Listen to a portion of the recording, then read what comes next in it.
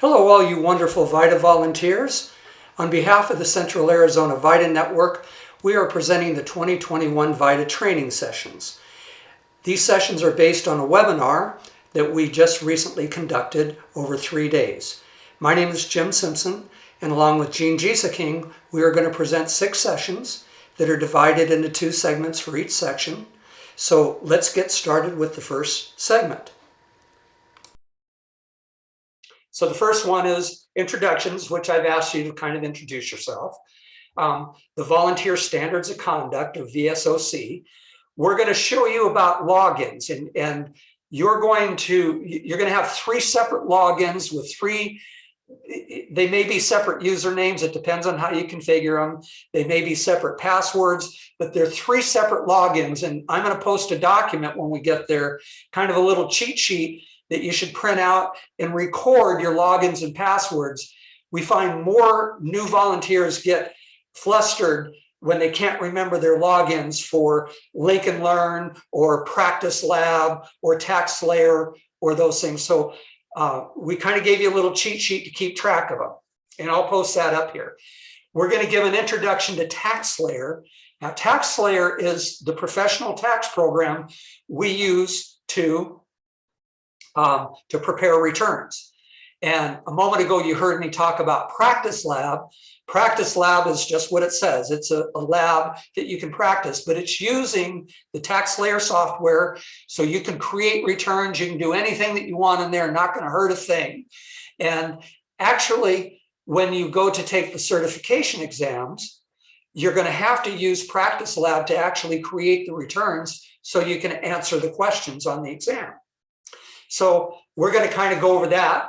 And then in the second part of it, we're going to talk about the intake and quality review process. And then there's another test that you're going to have to take. So right away, I've just introduced the first 2 tests. And you know, when I say test, let's get this out of the way. I've mentioned tests and certifications and all these words that seem to raise the level of anxiety in students, right? Here's the testing procedures from IRS. They're open book, open notes. They're really just trying to test you. Can you find the answers? And these first 2 tests that every volunteer has to take is called the Volunteer Standards of Conduct. It's like an ethics exam.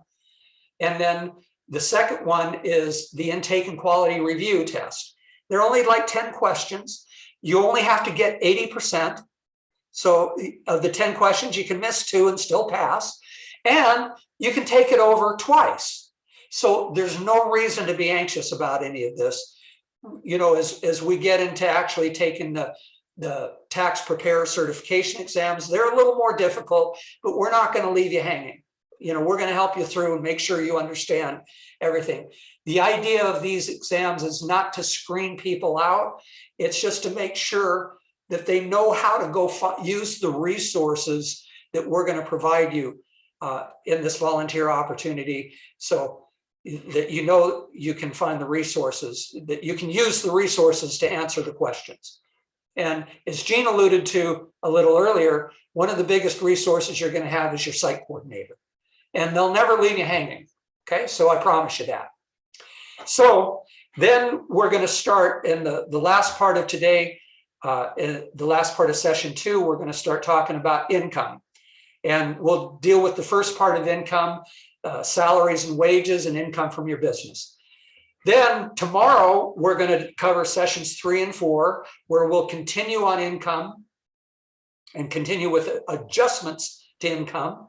Then we'll talk about deductions, both the standard and itemized deductions. And then we'll start introducing credits. We probably won't get through credits and all the way. And then on the last day, we'll finish up credits. We'll talk about the Affordable Care Act, ACA. Obamacare is probably what you more notice about it. And then there's a lot of other miscellaneous forms and other taxes. And then we're going to get into doing Arizona returns. Then the last part of day 3, we'll cover customer service. Here's another acronym, facilitated self-assistance, although that probably didn't help you much. It's what we call do-it-yourself taxes.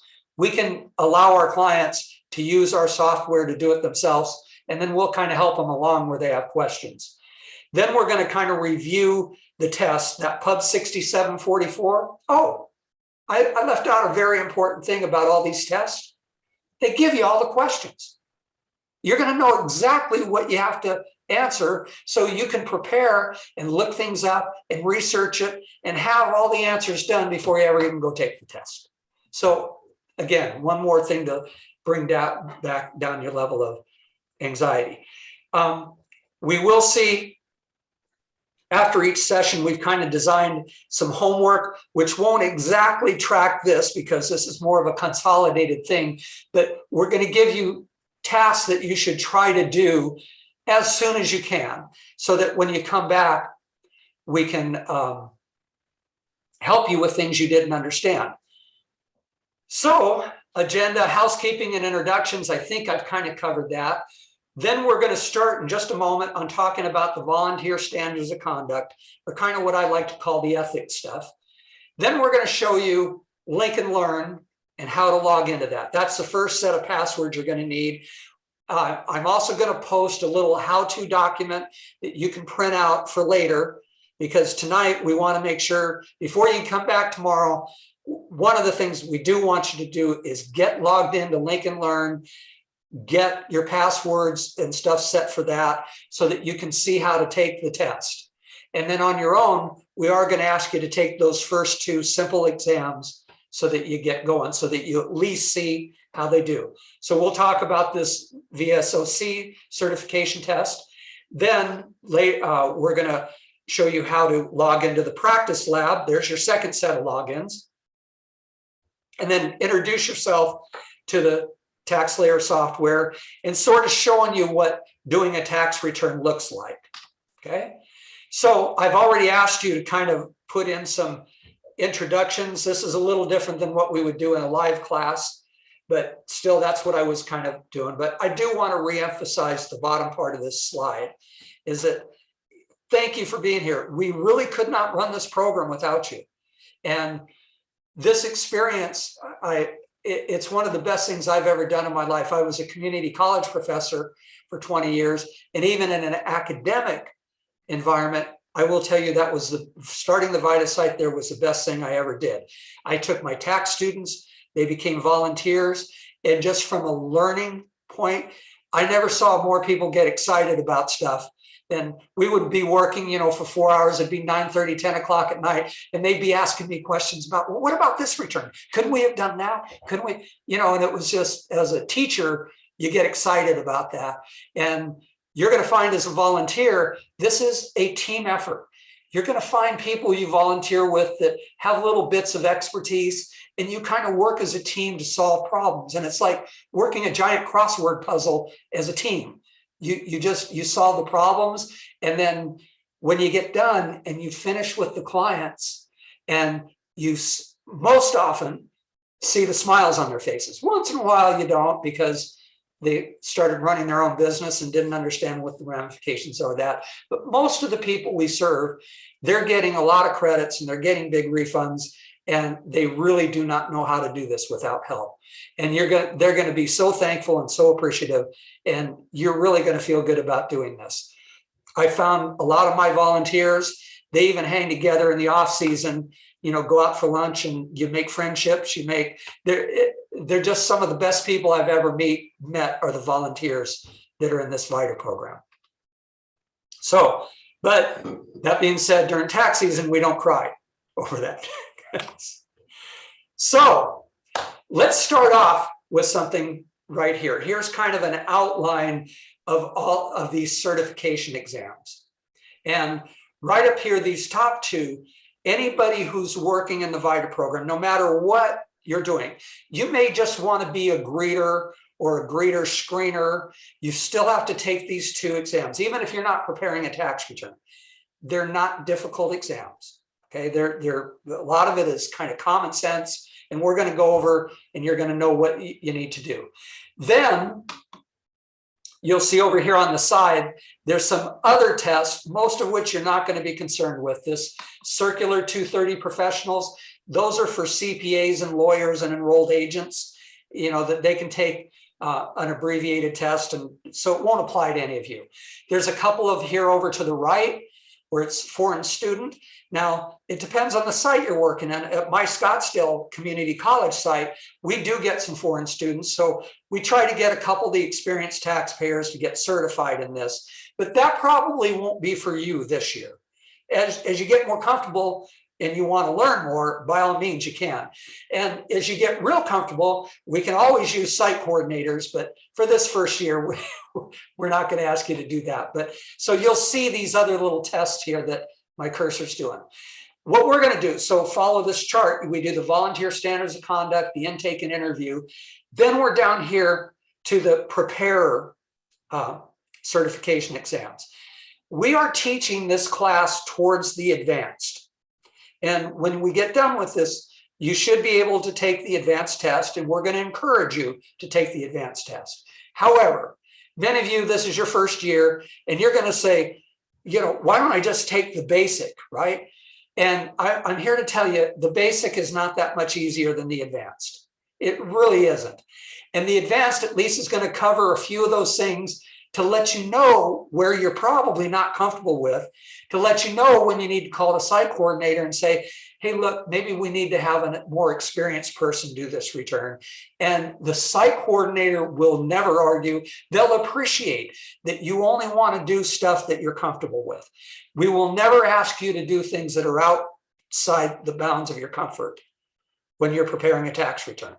All we want, and you're going to hear me say this a lot during the training, the whole purpose of this training is so that we prepare accurate returns.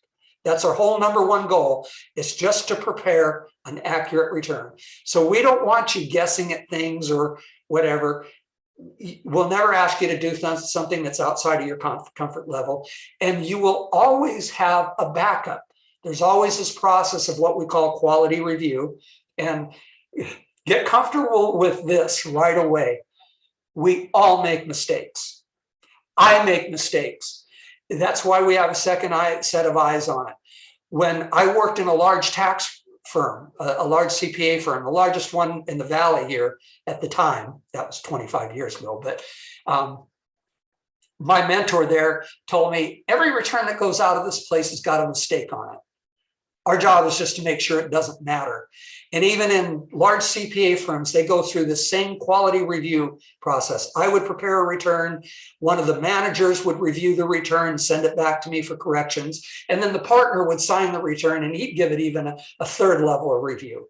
And we operate this kind of the same way. So those are the things. Then there's some specialty exams down here. Probably none of, I don't know anybody who's taken the Puerto Rican exams. Some of us used to take the military, and if you were working out in the West Valley by Luke Air Force Base, some of those sites have you take the military. The military would allow you to do rental income, but we've really refined that to be rental income for military people who are on assignment. So one thing, and here I'm going to introduce this term right now. One thing, when we see somebody who comes in and says, oh yeah, I rented out my condo so I could buy this other house. We do not do rental properties. That is something that we call out of scope. In other words, and what that phrase means is we have a scope or a limitation of things that we can or cannot do. If it's out of scope, we can't do it. So you're going to hear that term a lot going through. And rentals is one of those things that are out of scope. Then there's an international certification. This isn't that easy. Again, at my site, I have some international students and that. And so sometimes we get a few of more of the advanced volunteers that'll get certified in international. But for right now, for today, your focus should be on the volunteer standards of conduct, the intake interview and quality review. And then over the next 3 days, we're going to teach you how to pass the advanced test. So, as I said, all volunteers have to complete the volunteer standards of conduct and the intake and interview exam. And these tests are taken on this website called linklearncertification.com.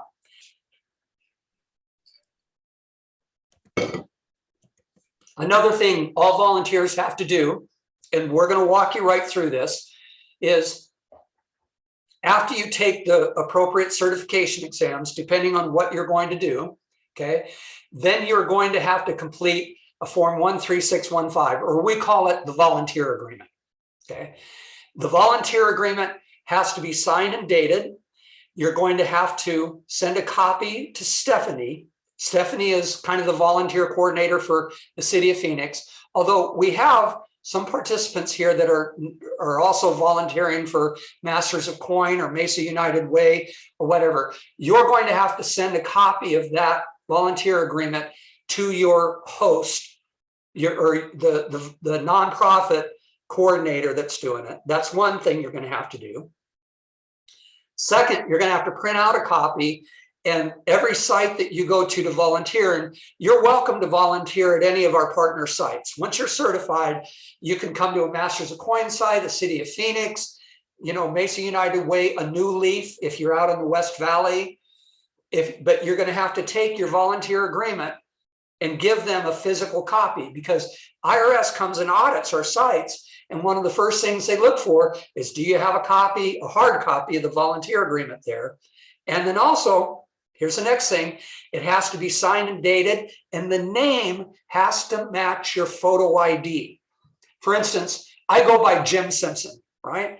My ID says James Simpson. I hate James. I'd almost be tempted to change it, but when I fill out my volunteer agreement, it says James Simpson. It's got to match your photo ID. That volunteer agreement will confirm the tests that you passed and what level of certification that you have. And then it also has to be co-signed by the site coordinator of wherever you're working too. So that's that. Now, a moment ago, I referenced that the whole purpose of this course is to teach you where to find information. You cannot memorize it all. It's impossible. Well, I shouldn't say that. Maybe somebody can, but I couldn't. And I don't know many people who can. And even though you memorize it one year, the numbers and figures are going to change the next year, and the laws are going to change the next year. We have a new set of laws this year that we didn't have last year. So the purpose of this is, where do you find the answers to that?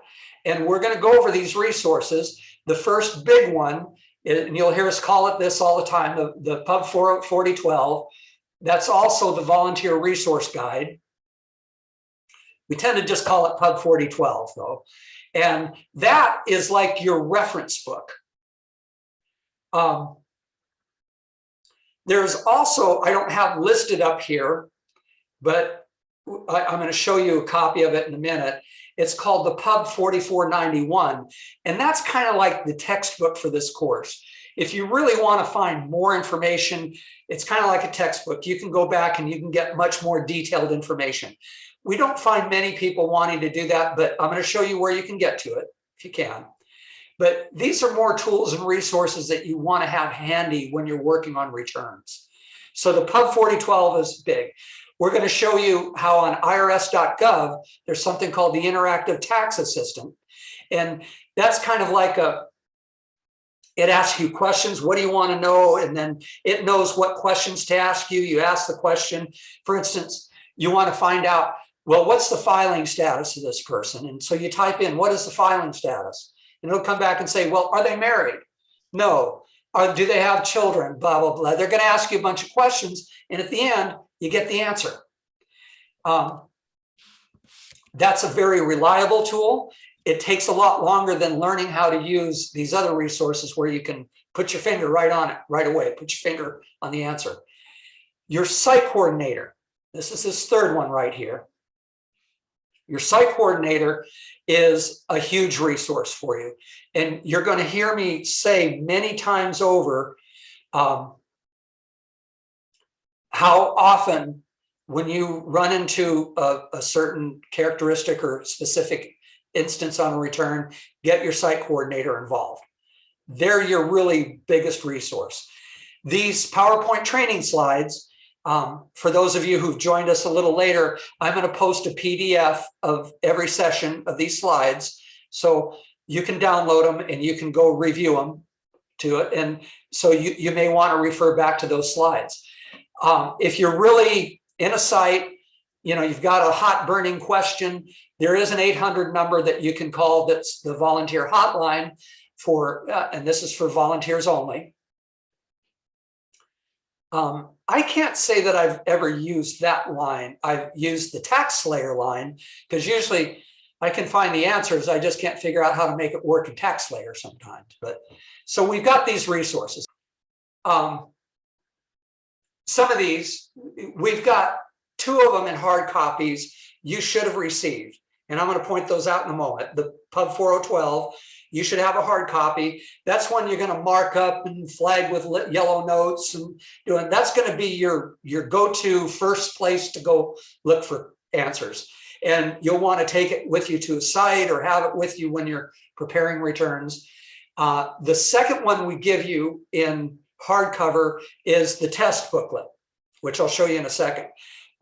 This 4491 that we're talking about, this is the training guide. This is what I said was your textbook. It's about that thick, but it will give you a lot more detailed explanation of some of these topics if you really want to go. And you can download this very easily. I'm not going to put a link to it because if you open up Chrome or Firefox or Edge, if you just type in publication 4491, it's going to take you right to it.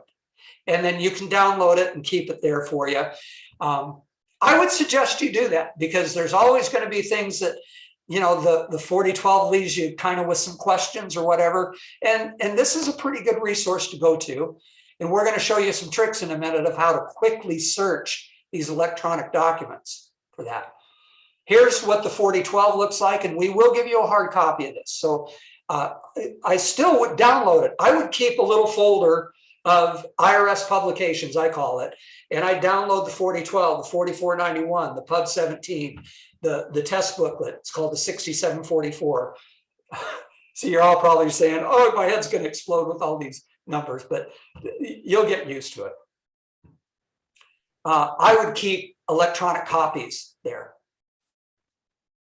This is the test booklet. This is the other one we're going to give you a hard copy of, and you want to mark this up. In this test booklet, and hopefully you have these at your side because we're going to start using it in just a few minutes, right? You want to, I tell people, get a pencil too, because you may change your answers as you go through. But the whole purpose of this class and taking these certification exams, the strategy is what I meant to say. The best strategy is go answer all of these questions. And we're going to show you in a minute to where there's, remember I told you could take the test twice if you don't pass it the first time? There's what we call the test and the retest. And there is no question they're going to give you that is not in either the test or the retest. So if you go through and you answer all the questions in the test and the retest, then you go on to take the exam, you've already got the answers right there in front of you. I mean, it's really not going to be difficult. If you're going to work for City of Phoenix, well, whether you work for City of Phoenix or not, this is still a very good resource. This website right here, it's called phoenix.gov/EITC. Again, that acronym, if you're just curious, stands for Earned Income Tax Credit, which a lot of our clients are entitled to, and that's what gives them the big refunds often. But right there, when you get to that, over here on the left, you're going to see where there's volunteer resources.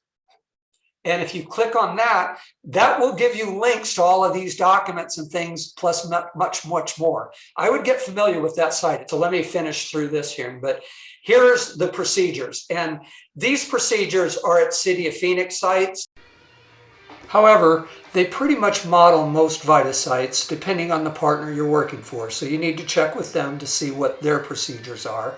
And of course, COVID has modified several of the ways we all do things.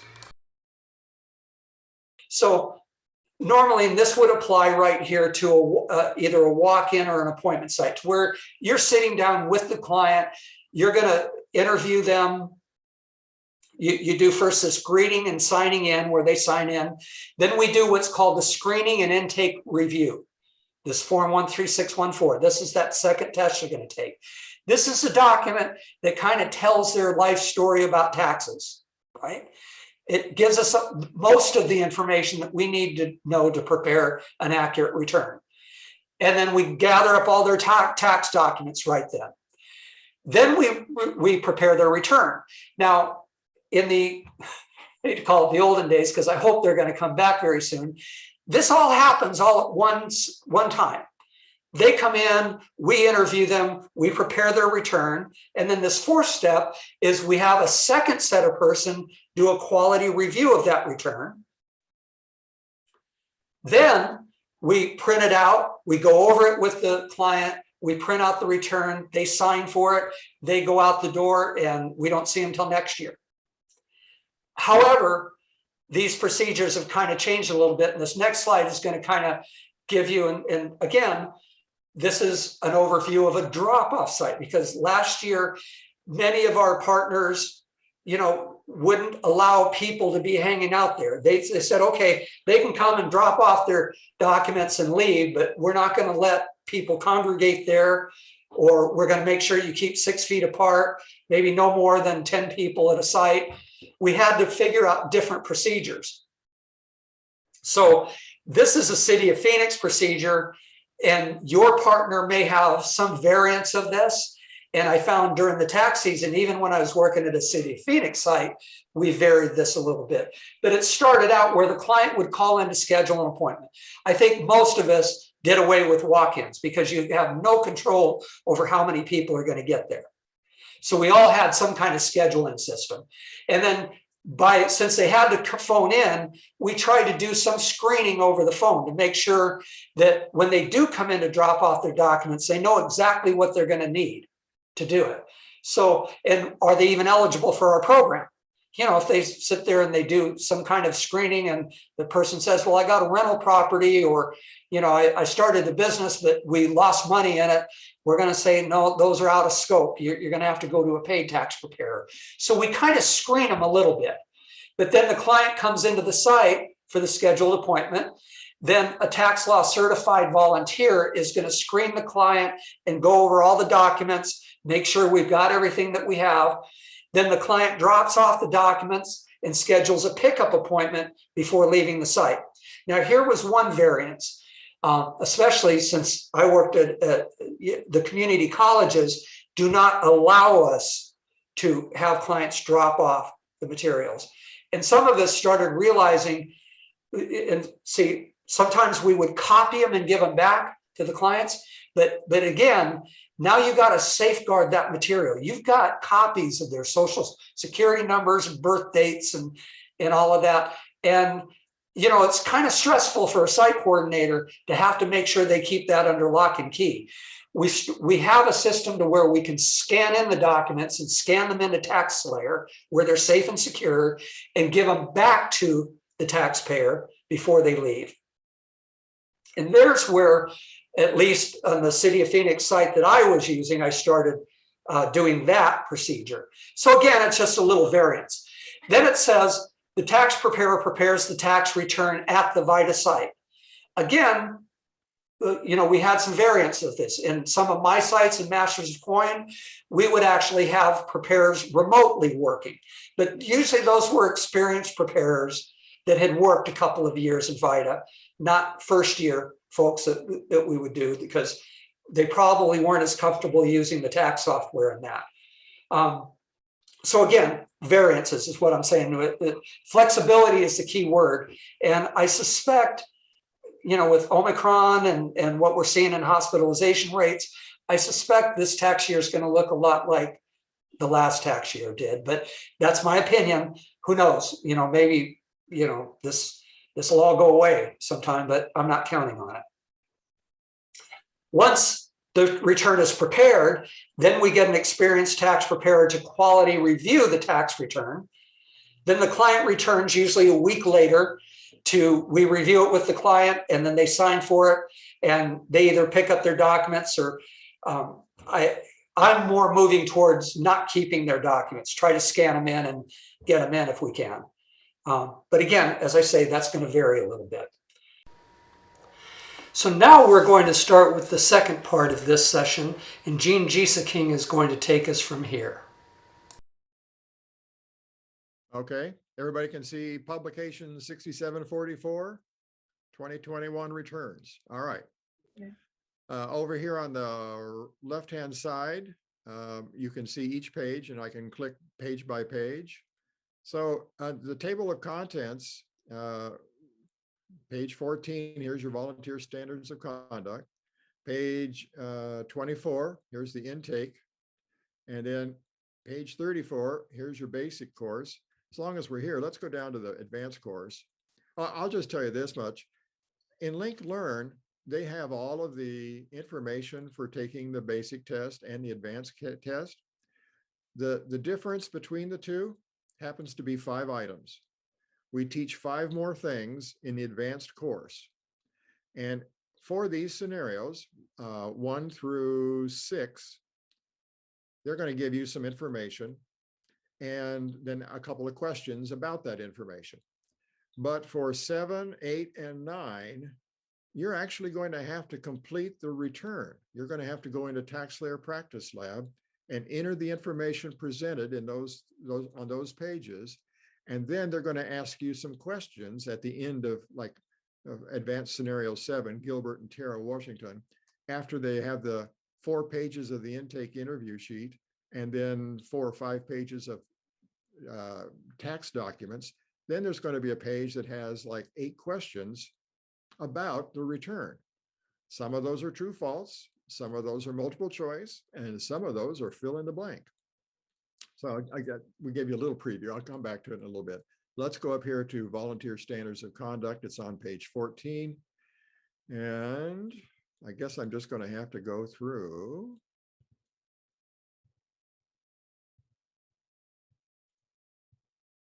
I can't get to my table of contents page. Huh? Okay. Volunteer Standards of Conduct Test. So here's the first question. Can you read that on your screens? I can. Okay. Prior to working at a VITA TCE site, all VITA TCE volunteers must annually pass the certification test, sign and date the Volunteer Standards of Conduct Agreement, pass the advanced tax certification, all of the above, or both A and B. The key here is, if it was all of the above, that means that our greeter would have to have advanced tax certification. Our client facilitator would have to have advanced tax certification, and that's not a requirement. The advanced tax certification has to be for tax preparers and quality reviewers, et cetera. So we know it's not C, and we know it's not D. So we're down to A, B, or both A and B. And the answer here is both A and B. I just gave you the first question, the first answer out of 10 questions. Look at number 2. Can a volunteer be removed and banned? Yes or no? So these are how the 10 questions go. They're multiple choice. Here's number 5. You've got a situation where he's prepared to return. Then there's a question about who violated the volunteer standards of conduct.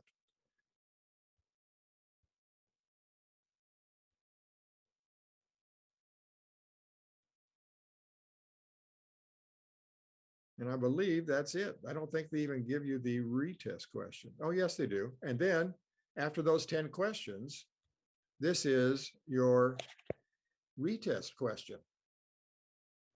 So now here's 10 more questions, all identical. In other words, the first question we covered, here's the first question in the retest.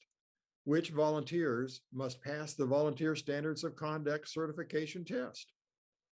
See how it's asking the same, it's all about the same topic, just a little different ask. Again, multiple choice. So when you take the test online and you get to the Volunteer Standards of Conduct test, question 1 will be either the first one we saw or this one. And question 2 will be either the first one in the regular test questions or it will be this question. There won't be any surprise questions for you. So if you have your 6744 book, you can have marked your answers. The nice thing about taking the test is that when you're done taking the test, they tell you which answers were correct and which answers were incorrect. And if it was an incorrect answer, when I take my test, I mark it in the book. I missed this one, so that I can go back and look at that and study that a little bit so I can come up with a better answer. Again, you get to take the test twice if you failed the first test. However, I'm kind of lazy, and if I passed the first test and I went ahead and I missed 3 questions, I don't bother to go back and take it a second time to see if I can get those 3 questions right. I'm happy with a 91% score. I only had to have 80. Any questions about the volunteer standards of conduct retest questions? Nothing? Okay. Then let me, let's see here, if I can just,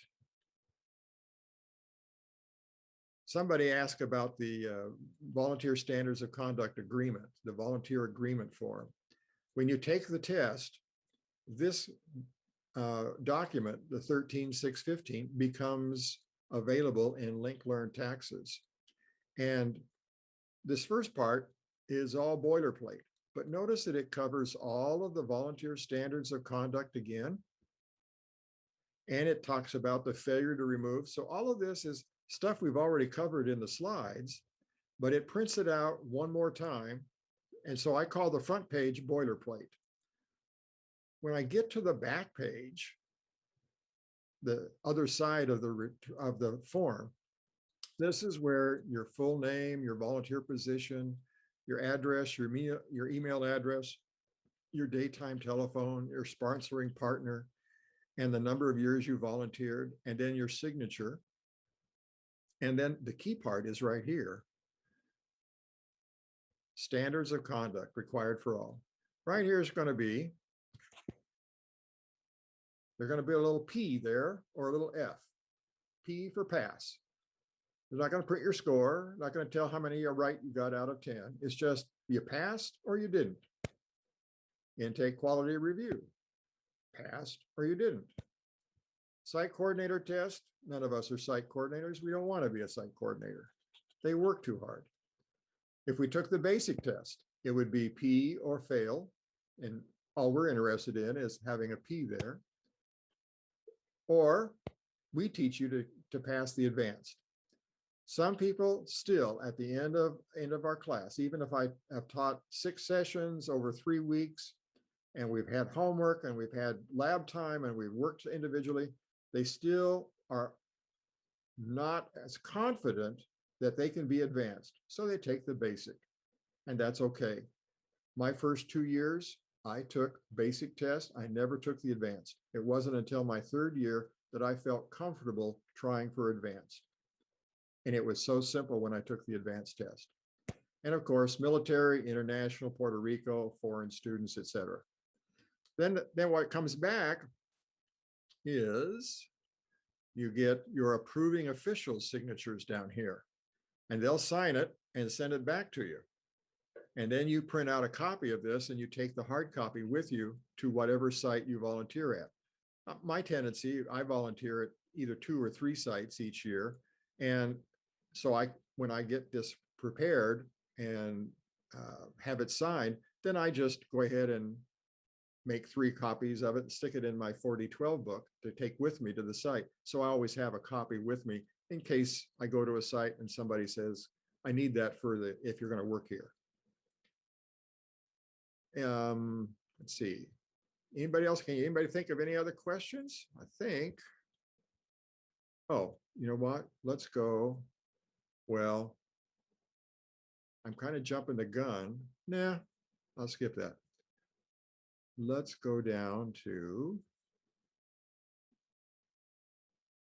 No, we don't want to do site coordinator. Basic course scenarios and test questions. This is the same layout and the same format that will be for the advanced courses, but the basic courses are listed first. So for this basic course scenario, these first 6 scenarios don't require you to prepare a tax return. You can just read the notes. So they give you some notes about the client and what they had. Here, Joe earned $42,000 in wages. And then they'll ask you a question about that return. A, B, C, D. Or it could be true, false. Or it could be fill in the blank.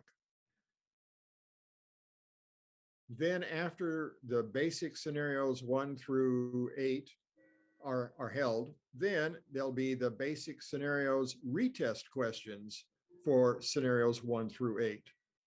But again, with the basic scenario, you're not going to have to do anything with the first 6 scenarios except read the information and answer the questions. But then for scenarios 7 and 8 or 7, 8, and 9, you'll have to go into practice lab and complete the return using the tax documents that they show you. And for the sake of argument, I'm going to scroll down there and I'll show you one of those real quick. Oh, here we go. Basic scenario 7, Fred and Wilma Jones.